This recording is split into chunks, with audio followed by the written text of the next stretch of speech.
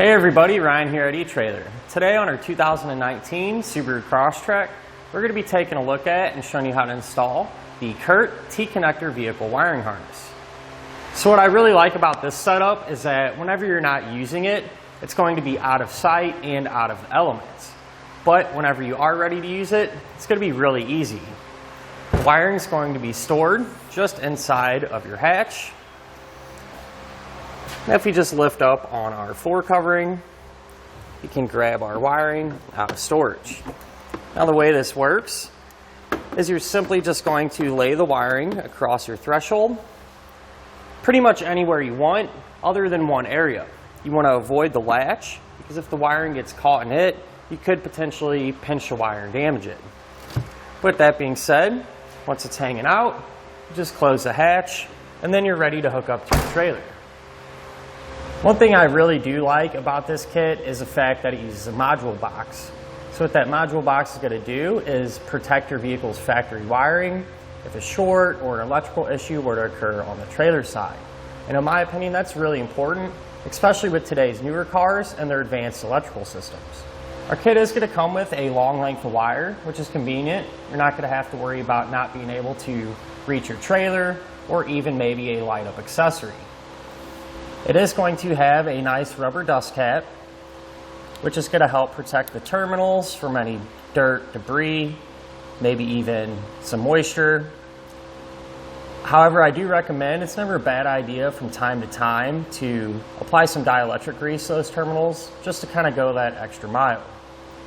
The cap, what you can use it for too, is to temporarily store your wiring outside of your Subaru.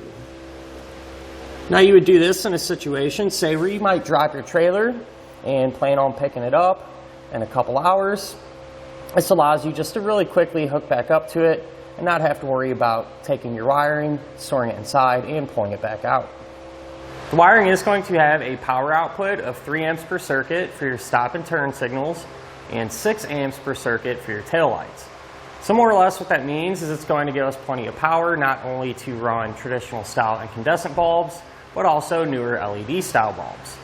But at the end of the day, a really quick and convenient way to provide you with all the necessary lighting functions, not only to remain safe, but legal. Now as far as the installation goes, it's going to be really straightforward. There's no cutting or splicing into anything. It more or less just plugs right into a factory connector here at the back of your Subaru. Speaking of which, let's go ahead and do that together now.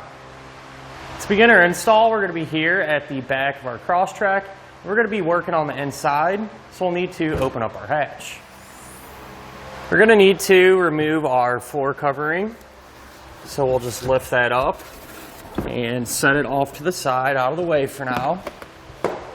Then on the driver's side, we're going to have this piece of foam here. We're also going to need to remove that as well. We're going to have 2 push pin fasteners, just like this.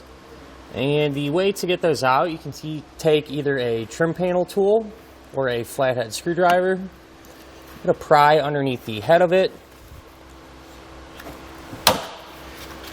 and that will release it. We'll do the same thing for this one up here.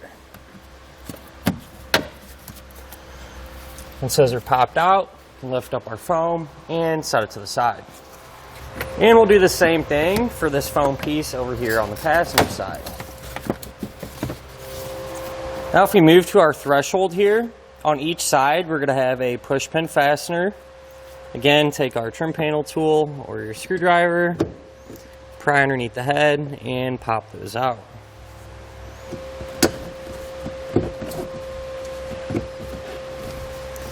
Once we have them out of the way, we can kind of pull up on our threshold to release the clips underneath. Then we can just set it off to the side. Now that the threshold's out of the way, over here on the driver's side, we can see the factory plug that we're going to need to connect our wiring to. It is kind of just taped up, so what I'm going to do is just cut that tape. That way it'll be a little easier to work with. And then we can grab our wiring and the end that has a plug that matches up. We'll simply plug them two in together. Now we can grab our white wire with the pre-attached ring terminal and secure it to the body of our vehicle, because this is going to be our ground wire. So I'm going to choose this piece right here. It's nice and thick metal and should provide us that good ground. To secure it, I'm just going to use the provided self-tapping screw.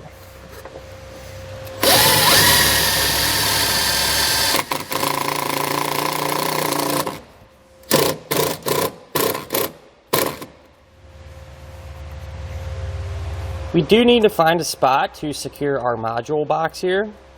Now right here in this area, we don't have a ton of options, so what I think I'm going to do is remove this little panel and mount up our box under it. So we'll just grab one side of it, kind of just work it free. Then we can have a spot to place our box. So I think I'm going to secure our box kind of right here in this area, kind of off to the side. We are going to use the provided sticky tape, so you want to make sure to grab some rubbing alcohol or something and clean off those surfaces really well. That way it'll stick good. Clean that side off. You can grab our box, wipe that side off too.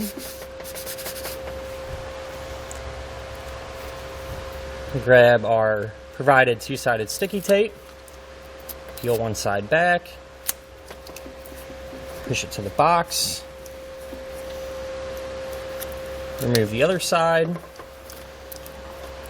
We can kind of sneak that in and push it down to the body of our vehicle. If we move to our fuse holder, we're going to grab the included fuse and install that. Close up our dust cover. And at this point, what I'm going to do is grab some zip ties and kind of clean up our wiring. So I'll go ahead and do that now and show you what it looks like once I'm done. So here's what our wiring looks like secured. I just kind of tucked it underneath this panel here. Now one thing I do want to point out, this little panel that we removed does have this piece that extends down. So when you kind of run your wires, you do want to make sure they're going to clear that so they don't get pinched. But with that being said, you can go ahead and take our panel and push that back into place.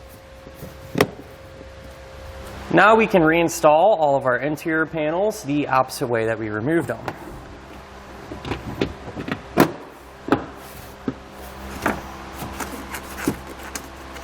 Now if you don't plan on using your wiring right away, what you can do is just kind of tuck it down here next to your spare tire. And then put your floor covering back in place.